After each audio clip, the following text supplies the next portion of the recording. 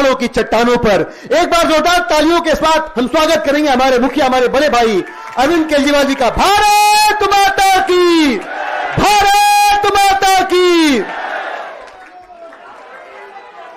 भारत माता की, भारत माता की। इनकलाब, वंदे वंदे।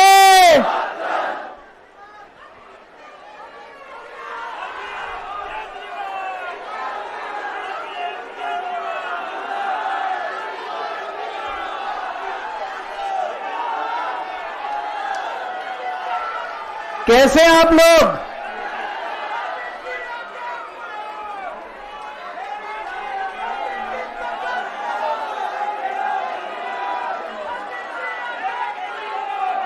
दोस्तों,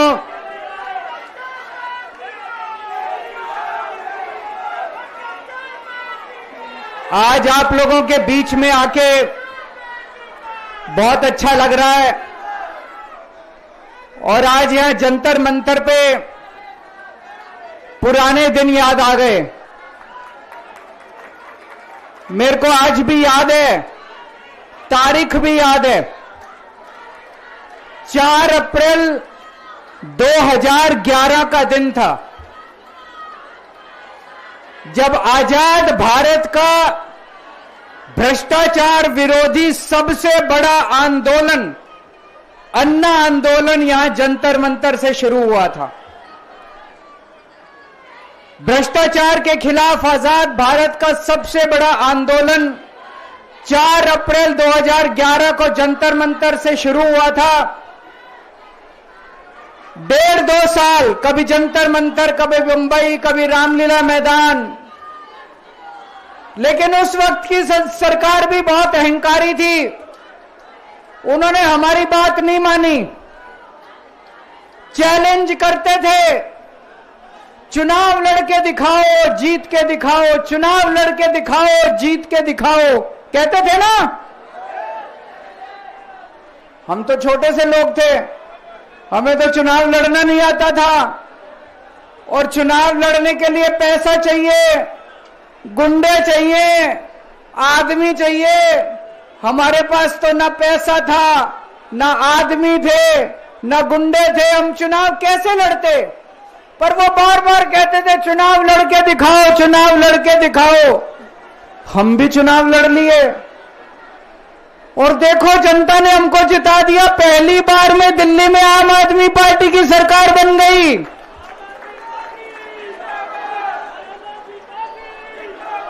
देश के अंदर हमने 2013 में चुनाव हुए थे, देश के अंदर साबित कर दिया ईमानदारी से चुनाव लड़े भी जा सकते हैं और ईमानदारी से चुनाव जीते भी जा सकते हैं। जब हम चुनाव लड़े थे उन दिनों में, तो ये कहते थे सारे पार्टी वाले, अरे इनकी तो जमानत जब्त होएगी, केजरीवाल की जमानत बच जाए चाहे। पहली बार में सरकार बन गई थी दिल्ली के अंदर हमारी 49 दिन की सरकार। ईमानदारी से चुनाव लड़े थे हम, हमारे पास कोई पैसा नहीं था, कोई आदमी नहीं था, ईमानदारी से चुनाव लड़े थे। देश में साबित कर दिया कि ईमानदारी से चुनाव लड़े जा सकते हैं। पिछले 10 साल से दिल्ली के अंदर हम लोग सरकार चला रहे थे, ईमानदारी से सरकार चला रहे थे, ईमानदारी से पैसे सरकार के बचा रहे थे और ऐसी ऐसी सुविधाएं दी हमने जनता को जो कोई कल्पना भी नहीं कर सकता। बिजली 24 घंटे कर दी, बिजली फ्री कर दी, बिजली पानी फ्री कर दिया, महिलाओं के लिए बसों का किराया मुफ्त कर दिया, बुजुर्गों के लिए तीर्थ यात्रा कर दी, शानदार अस्पताल मोहल्ला क्लिनिक बना दिए, लोगों का इलाज मुफ्त कर दिया, शानदार स्कूल बना दिए, लोगों की शिक्षा शानदार कर दी, बच्चों को भविष्य दे दिया। 10 साल ईमानदारी से काम किया। मोदी जी को लगने लगा कि अगर इनसे जीतना है तो इनकी ईमानदारी पे चोट करो, इनको बेईमान साबित करो, तो प्रधानमंत्री जी ने एक षड्यंत्र रचा। उन्होंने षड्यंत्र रचा, केजरीवाल को बेईमान साबित करो, मनीष सिसोदिया को बेईमान साबित करो, आम आदमी पार्टी को बेईमान साबित करो।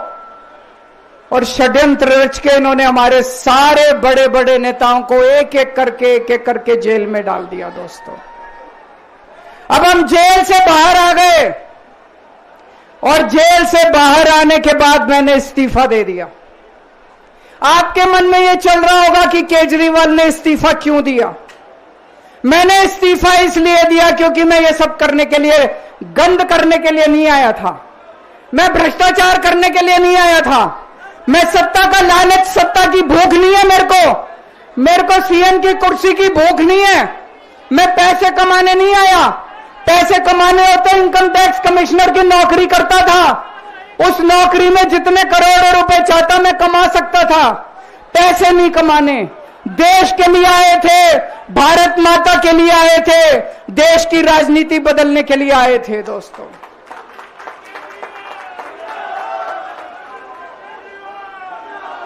इन नेताओं को फर्क नहीं पड़ता। इन नेताओं की मोटी चमड़ी है। इनके ऊपर जितने मर्जी आरोप लग जाए, इन नेताओं को फर्क नहीं पड़ता। दोस्तों, मैं नेता नहीं हूं, मेरी मोटी चमड़ी नहीं है, मेरे को फर्क पड़ता है।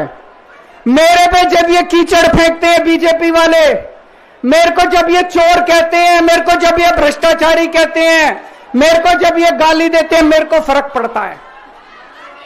आज मैं बहुत दुखी हूं, आज मेरी आत्मा पीड़ित है, मैं अंदर से बहुत दुखी हूं और इसीलिए मैंने इस्तीफा दिया। मैंने अपनी जिंदगी में केवल इज्जत कमाई है, मैंने अपनी जिंदगी में केवल ईमानदारी कमाई है। मेरे बैंक में कोई पैसा नहीं है, मेरी पार्टी के बैंक में कोई पैसा नहीं है, मैंने केवल इज्जत कमाई है।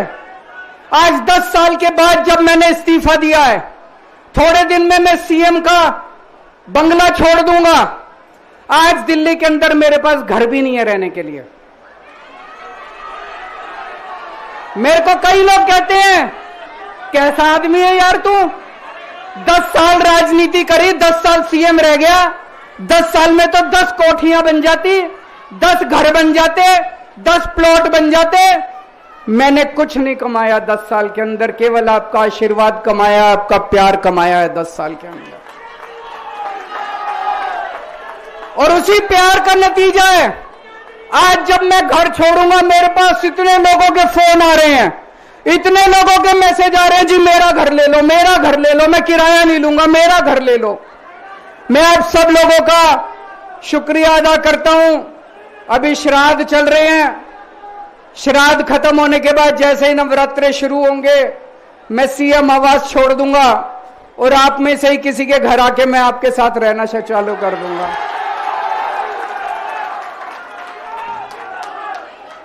इन्होंने, मोदी जी ने हमारे ऊपर सबसे कठोर कानून लगाया, इस देश का ईडी का कानून, पीएमएलए। उसमें बेल भी नहीं मिलती, उसमें बेल भी नहीं मिलती, लेकिन केस फर्जी था। मैं शुक्रिया अदा करता हूं सुप्रीम कोर्ट का, उन्होंने हम सबको बेल दे दी, क्योंकि उनको भी पता था कि केस खत्म है, केस बेकार है। उन्होंने हम सबको बेल दे दी। लेकिन जैसे मैंने कहा, मैंने केवल ईमान, जब मैं जेल से आया मैंने मन में सोचा था, जब तक कोर्ट मेरे को बाइज्जत बरी नहीं कर देता, मैं दोबारा कुर्सी पे नहीं बैठूंगा। लेकिन मेरे को वकीलों ने कहा, यह केस अभी 8 साल चल सकता है, 10 साल चलेगा, 15 साल चलेगा, यह केस का कोई भरोसा नहीं है, यह केस अभी बहुत लंबा चलेगा। तो मैंने तय किया, मैं अपनी जनता की अदालत में जाऊंगा, जनता से पूछूंगा कि जनता मेरे को बताए कि मैं बेईमान हूं कि मैं ईमानदार हूं। मैं दाग के साथ नहीं जी सकता, दाग के साथ काम करना तो दूर की बात है, मैं इस दाग के साथ में जी भी नहीं सकता, मैं जिंदा भी नहीं रह सकता। मैं आपसे पूछना चाहता हूं, अगर मैं बेईमान होता, क्या मैं दिल्ली में बिजली फ्री कर सकता था? दिल्ली में बिजली फ्री करने के 3,000 करोड़ रुपए लगते हैं। अगर मैं बेईमान होता ये 3,000 करोड़ रुपए खा जाता, बिजली फ्री करने की क्या जरूरत थी? अगर मैं बेईमान होता क्या मैं महिलाओं का किराया फ्री करता? क्या जरूरत थी फ्री करने की? पैसे खा जाता सारे। अगर मैं बेईमान होता क्या आपके बच्चों के लिए स्कूल बनवाता? सारे पैसे खा जाता। अगर मैं बेईमान होता आपका इलाज मुफ्त करता? पैसे खा जाता सारे। इन लोगों की 22 राज्यों में सरकार है, 22 राज्यों में कहीं बिजली फ्री नहीं है। तो चोर कौन है? इनकी 22 राज्यों में सरकार है, कहीं महिलाओं का किराया फ्री नहीं है। तो चोर कौन है? आज आपके बीच में आया हूं, आपसे पूछने के लिए आया हूं, केजरीवाल चोर है या केजरीवाल को जेल भेजने वाले चोर हैं? जिन जिन लोगों को लगता है केजरीवाल ईमानदार है, हाथ खड़े करके बता दो जरा से। ये कैमरे वाले जरा से दिखा दो कि दिल्ली की जनता क्या सोचती है। जिन जिन लोगों को लगता है कि मोदी जी ने केजरीवाल के खिलाफ गंदा राजनीतिक षड्यंत्र रचा था, जिन जिन लोगों को लगता है कि मोदी जी ने केजरीवाल के खिलाफ बहुत बुरा षड्यंत्र रचा था, हाथ खड़े कर दो सब लोग।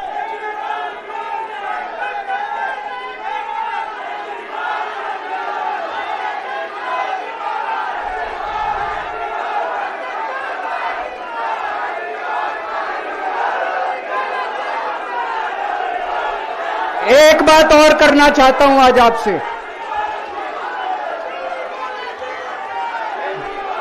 एक बात और करना चाहता हूं, बड़े ध्यान से सुनना। एक बात और बहुत जरूरी बात है, सारे जने बड़े ध्यान से सुनना।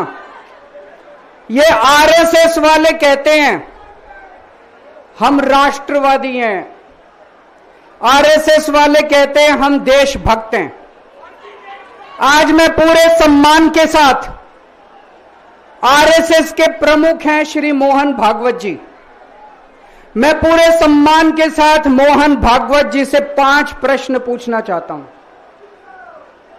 और आपका समर्थन चाहता हूं। अगर मैं कोई गलत प्रश्न पूछूं तो बता देना, और सही प्रश्न पूछूं तो मैं आपसे हाथ खड़ा करवा के पूछूंगा। मेरा पहला प्रश्न है मोहन भागवत जी से।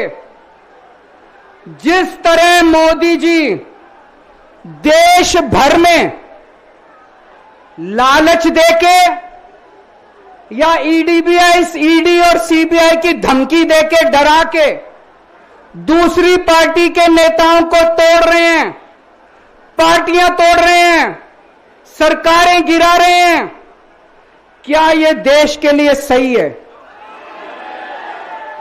मैं मोहन भागवत जी से पूछना चाहता हूं, क्या आप नहीं मानते कि यह भारतीय जनतंत्र के लिए हानिकारक है? पूछना चाहिए कि नहीं पूछना चाहिए मोहन भागवत जी से? मेरा दूसरा प्रश्न है उनसे, देश भर में सबसे भ्रष्टाचारी नेताओं को मोदी जी ने अपनी पार्टी में शामिल करवा लिया। जिन नेताओं को कुछ दिन पहले मोदी जी ने खुद सबसे भ्रष्टाचारी बोला, जिन नेताओं को अमित शाह जी ने खुद भ्रष्टाचारी बोला, कुछ दिन के बाद उनको बीजेपी में शामिल करा लिया। मैं मोहन भागवत जी से पूछना चाहता हूं, क्या इस प्रकार की राजनीति से आप सहमत हो? क्या आपने कभी ऐसी बीजेपी की कल्पना की थी? पूछना चाहिए कि नहीं पूछना चाहिए मोहन भागवत जी से? मेरा तीसरा प्रश्न है मोहन भागवत जी से, बीजेपी आरएसएस की कोख से पैदा हुई है कि नहीं है? कहा जाता है यह देखना आरएसएस की जिम्मेदारी है कि बीजेपी पथभ्रष्ट ना हो। मैं मोहन भागवत जी से पूछना चाहता हूं, क्या आप आज की बीजेपी के इन कदमों से सहमत हैं? क्या आपने कभी मोदी जी से यह सब ना करने के लिए बोला? मोहन भागवत जी बताएं कि क्या आपने मोदी जी को यह सब गलत हरकतें करने से रोका कभी? पूछना चाहिए नहीं पूछना चाहिए? मेरा चौथा प्रश्न है मोहन भागवत जी से। जेपी नड्डा जी ने लोकसभा चुनाव के दौरान उन्होंने कहा कि बीजेपी को अब आरएसएस की जरूरत नहीं है। आरएसएस बीजेपी की मां समान है कि नहीं है? क्या बेटा इतना बड़ा हो गया कि मां को आंखें दिखाने लग गया? क्या बेटा इतना बड़ा हो गया कि आज मां को आंखें दिखाने लग गया? जिस बेटे को पाल पोस के बड़ा किया, जिस बेटे को प्रधानमंत्री बनाया, आज वो बेटा पलट के मां को अपनी आंखें दिखा रहा है। मातृतुल्य संस्था आरएसएस, आज वो बेटा अपनी मातृतुल्य संस्था को आंखें दिखा रहा है। मैं मोहन भागवत जी से पूछना चाहता हूं, जब नड्डा जी ने ये कहा तो आपके दिल पे क्या गुजरी, आप जरा बताइए इस देश को। क्या आपको दुख नहीं हुआ? मैं आरएसएस के हर कार्यकर्ता से पूछना चाहता हूं, जब नड्डा जी ने कहा कि हमें आरएसएस की जरूरत नहीं है, क्या आरएसएस के हर कार्यकर्ता को दुख नहीं हुआ? मेरा पांचवा प्रश्न मोहन भागवत जी से मैं कहना चाहता हूं, आप ही लोगों ने मिलकर कानून बनाया था कि 75 साल के होने पे कोई भी व्यक्ति रिटायर होगा। इस कानून के तहत आडवाणी जी को रिटायर कर दिया, मुरली मनोहर जी जैसे बड़े बड़े नेताओं को रिटायर कर दिया, बीसी खंडूरी जी को रिटायर कर दिया, कलराज मिश्र को रिटायर कर दिया, शांता कुमार को और पता नहीं कितने लोगों को रिटायर कर दिया। अब अमित शाह जी कह रहे हैं कि यह नियम मोदी जी पे लागू नहीं होगा। तो मैं मोहन भागवत जी से पूछना चाहता हूं, क्या आप इससे सहमत हो कि जो नियम आडवाणी जी पे लागू हुआ वो मोदी जी पे लागू नहीं होना चाहिए? आप ये पूछना चाहते हैं कि नहीं पूछना चाहते? पूरा देश आज मोहन भागवत जी से ये प्रश्न पूछना चाहता है। एक और बात रखना चाहता हूं मैं, प्रश्न के रूप में नहीं है। आज हमारे देश के अंदर शिक्षा व्यवस्था का बहुत बुरा हाल है। जिनके पास पैसा है वो अपने बच्चों को प्राइवेट स्कूलों में भेज देते हैं, जिनके पास पैसा नहीं है वो मजबूरी में सरकारी स्कूलों में भेजते हैं। 75 साल के अंदर सरकारी स्कूलों का बेड़ा गर्क कर दिया हर सरकार ने इस देश के अंदर। लेकिन ऊपर वाले की कृपा है कि ऊपर वाले ने इस देश को एक मनीष सिसोदिया दे दिया। 75 साल के बाद इस देश में एक ऐसा शख्स आया जिसने गरीबों के बच्चों को भविष्य की एक उम्मीद दी। एक रिक्शे वाले का बेटा, मजदूर का बेटा, किसान का बेटा, जिसे कोई उम्मीद ही नहीं बची थी कि मेरे बच्चे बड़े होकर कुछ बन सकते हैं, आज उनके बच्चों को अच्छी शिक्षा देकर मनीष सिसोदिया ने उनको उम्मीद दी है। ऐसे मनीष सिसोदिया को प्रधानमंत्री मोदी जी ने 2 साल जेल में रखा। मनीष सिसोदिया की जिंदगी उसकी अपनी जिंदगी नहीं है। मनीष सिसोदिया की जिंदगी देश की जिंदगी है। मनीष सिसोदिया का एक एक जिंदगी का पल इस देश का पल है। ये 2 साल मनीष सिसोदिया के खराब नहीं हुए, ये 2 साल इस देश के खराब हुए हैं। अगर आज मनीष सिसोदिया जेल के बाहर होता, न जाने कितने और नए स्कूल बनते, न जाने कितने बच्चों को शिक्षा मिलती। तो मैं मोहन भागवत जी से भी पूछना चाहता हूं कि क्या आरएसएस इस किस्म की हरकतों से सहमत है? ये सारे प्रश्न आज मैंने मोहन भागवत जी के सामने रखे हैं। मैं उम्मीद करता हूं कि वो इन प्रश्नों के जवाब देंगे। और ये प्रश्न केवल मोहन भागवत जी के लिए नहीं है। इस देश से प्यार करने वाले हर शख्स, इस देश के हर देशभक्त को, भारत माता की पूजा करने वाले भारत माता के हर सपूत को मैं ये प्रश्न पूछना चाहता हूं, इस पे चिंतन जरूर करना। आरएसएस के हर व्यक्ति से मैं कहना चाहता हूं, आपको हो सकता है केजरीवाल पसंद ना हो, आपको हो सकता है आम आदमी पार्टी पसंद ना हो, लेकिन देश की खातिर इन मेरे उठाए गए मुद्दों पे चिंतन जरूर करना दोस्तों। ये आने वाला चुनाव मामूली चुनाव नहीं है। यह दिल्ली का आने वाला चुनाव केजरीवाल की अग्नि परीक्षा है। अगर आपको लगता है केजरीवाल ईमानदार है तो केजरीवाल को वोट देना। अगर आपको लगता है केजरीवाल बेईमान है, मुझे कतई वोट मत देना। ये जो झाड़ू है ना, ये जो झाड़ू है, ये झाड़ू अब चुनाव चिन्ह नहीं है।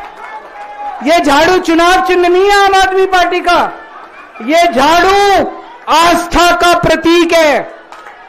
जब एक आदमी वोट डालने जाता है और झाड़ू का बटन दबाता है तो अपनी आंख बंद करके पहले भगवान का नाम लेता है। झाड़ू का बटन दबाता है तो वो मन में सोचता है कि मैं ईमानदारी का बटन दबा रहा हूं। झाड़ू का बटन दबाता है तो वो ये सोचता है कि मैं एक ईमानदार सरकार बनाने का बटन दबा रहा हूं। इस झाड़ू का बटन तभी दबाना अगर आपको लगे केजरीवाल ईमानदार है, नहीं तो इस झाड़ू का बटन मत दबाना दोस्तों। भारत माता की।